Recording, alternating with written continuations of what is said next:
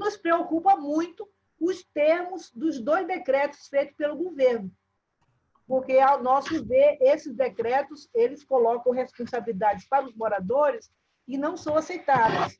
Lembrando que, pelo Plano Diretor de Ordenamento Territorial, o Paranoá e Itapuã são consideradas áreas de interesse social. Acho que, na verdade, a gente tem que decidir de uma vez por todas de quem é efetivamente a terra e partir para a legalização, né? Para que não estejamos daqui a 40 anos discutindo a mesma coisa. Nós queremos destacar que, logo no início do processo, quando da emissão dos decretos de regularização, tanto do Itapuã quanto do Paranoá, nós já tínhamos um grupo de trabalho de membros da comunidade que visam obter essa tão sonhada regularização. O Grupo GT Legaliza Itapuã não é um grupo de terrorista, não é um grupo de bandido, não é um grupo de marginal. É um grupo de moradores, pessoas e cidadãos de bem, que buscam de forma honesta a sua moradia e a sua regularização, conforme as leis do nosso país. Esse é um movimento, viu, Arlete, que ele é constituído pelos nossos amigos aí do GT do Itapuã, que já tem uns 2 anos ou mais nessa caminhada, e por várias entidades do Paranoá. Hoje, esse movimento ele é constituído por 11 entidades. Eu quero aproveitar essa audiência para parabenizar a nossa doutora Sâmia, que aí está, viu, Arlete? Teve uma vitória que foi a derrubada por meio de uma liminar do acordo que a CODAB fez com o senhor Wagner Pinto. Um acordo que assim, a doutora Sâmia já explanou, traz uma série de incertezas. Portanto, não precisava, sabe, deputado Veras, Arlete, chegar ao ponto de ir para a justiça, porque nós estamos, desde o início, buscando só dialogar, a gente só quer ser ouvido. Então, em que ponto que nós estamos mentindo? Porque nós fomos para o carro de som falar que o governo ia cobrar, mas isso estava escrito no acordo, não é? Não fomos nós que inventamos o valor de R$715, foi o governo e o senhor Wagner Pinto. Portanto, a gente queria entender isso melhor da CODAB. O que é isso, faltar com a verdade? Onde é que nós estamos mentindo? Porque falou que nós mentimos na carreata. A gente queria entender o que é isso, onde é que a gente mentiu. Eu vou passar a palavra agora para o advogado do espólio, que é o senhor Mário Gilberto de Oliveira. Eu vou inicialmente cumprimentar a deputada Arlete, em nome de quem eu vou estender o meu cumprimento aos demais componentes da mesa, né, e toda a população que está nos ouvindo. O meu nome é Mário Gilberto de Oliveira, e a primeira coisa que eu expliquei foi o seguinte, falei, olha pessoal, vocês sabem perfeitamente que existem 2 cidades que estão assentadas em cima dessa área. A área é muito grande, ela tem 1.371 hectares registrados. A cidade está lá, entendeu? Então, eu quero explicar para vocês o seguinte, eu posso aceitar o mandato, mas na seguinte condição, na primeira oportunidade que nós tivermos, nós vamos fazer um acordo com o Distrito Federal, no sentido de permitir que o governo do Distrito Federal regularize tudo que tiver consolidado. E o espólio, não é, vai cuidar dessas as áreas livres, se tiver interesse, pode desenvolver os projetos urbanísticos. Né? Áreas mais do que suficiente para regularizar, o GDF regularizar isso, ou seja, em nome da Terra Cap, ou seja, em nome da CODAB, e titularizar todo mundo. Eu disse, o espólio não quer nenhum tipo de confusão com o morador.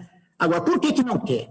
Não é porque a gente é bonzinho, não. É porque se nós regularizamos essa cidade, essas 2 cidades, como área privada, vêm todos os moradores com ação de uso capião, que já estão lá 20, 30, 40, 50 anos. Entendeu? A própria legislação já diz, passou o prazo aí, 5 anos, tem habitação, o cidadão já é dono. Então, assim, o espólio, por exemplo, não pode regularizar isso como área privada, porque senão nós não vamos ter paz só recebendo citação de ação de uso capião.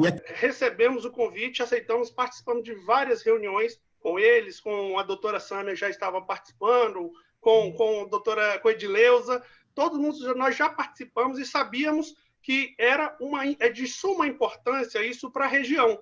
Dentro desse despacho saneador, nós oficiamos a CODAB, ainda não temos a resposta e vamos reiterar o ofício para saber quem são e nominar quem são essas forças políticas e econômicas que são contrárias à regularização fundiária da região.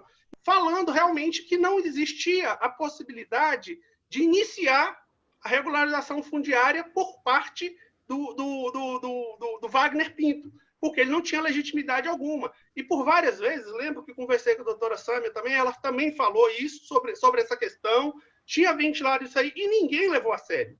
Colocaram todo o erário público, todos os funcionários, uma série de questões para poder trabalhar em cima de uma regularização que sequer, daquele modelo, poderia ser iniciada. A OAB também pediu e requereu que esse ofício fosse encaminhado para o Conselho de Administração da CODAB para apurar todos os tipos de responsabilidade penal, administrativa e civil de todos que consignaram, que firmaram a assinatura nesse acordo, que sabíamos que não poderia ser iniciado daquela forma. Se transformou em lei federal e, em seguida, nós tivemos um outro decreto, que é o 40259, regularizando tudo. Mas nós não temos uma lei, ao contrário de outros estados.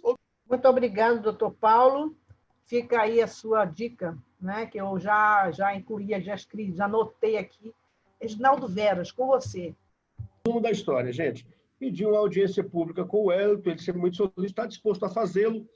Eu até acho melhor que seja presencial, a gente acha um espaço aberto, que essa história de olhar olho no olho, eu sempre digo que é mais produtivo, a gente firmar pactos de olhares e tudo mais. Então, estou aqui sempre para contribuir para que essa luta de 63 anos não dure mais nenhum ano, se depender da gente e da força política. E que seja feita a regularização sem pagar. Passar a palavra agora para o senador Exalcir. Comentar todo o movimento aí, né, do Paranoá Itapuã. Deputada, o que a gente percebe é que faltou realmente a Câmara recepcionar a lei federal. Já no governo anterior, já poderia ter sido feito isso, facilitaria muito a regularização. Então, se posso fazer alguma sugestão, a primeira delas é que recepcionasse a lei federal, né, para que a gente pudesse facilitar isso. A lei é muito simples, ela, independente se é privado, se é público, né, as áreas ocupadas de interesse social tem que ser não só gratuito, como inclusive a escritura gratuita. Então, ainda mais quando você tem a boa vontade de abrir mão, inclusive, para o governo regularizar, que é o caso do espólio. O espólio já abriu mão dessa área para que o GDF pudesse regularizar. Então, é apenas vontade política de fazer. Como é que pode alguém imaginar de cobrar de Itapuã Paranoá R$ 715 reais o metro quadrado? É uma coisa absurda, que não merece nem mais muito comentário sobre isso. A questão agora é pegar a área da escritura gratuita, inclusive, o terreno gratuito, a escritura gratuita para a população. Eu quero passar, então, a palavra agora à deputada Érica Cocai. Eu queria aqui parabenizar muito a construção de uma organização que conta com a sociedade civil para regularizar o Itapuã, regularizar o Paranoá. É muito importante que nós possamos avançar na perspectiva de regularização. É fundamental que o governo assuma a responsabilidade por regularizar como área de interesse social. A comunidade quer regularizar. Da senadora Leila.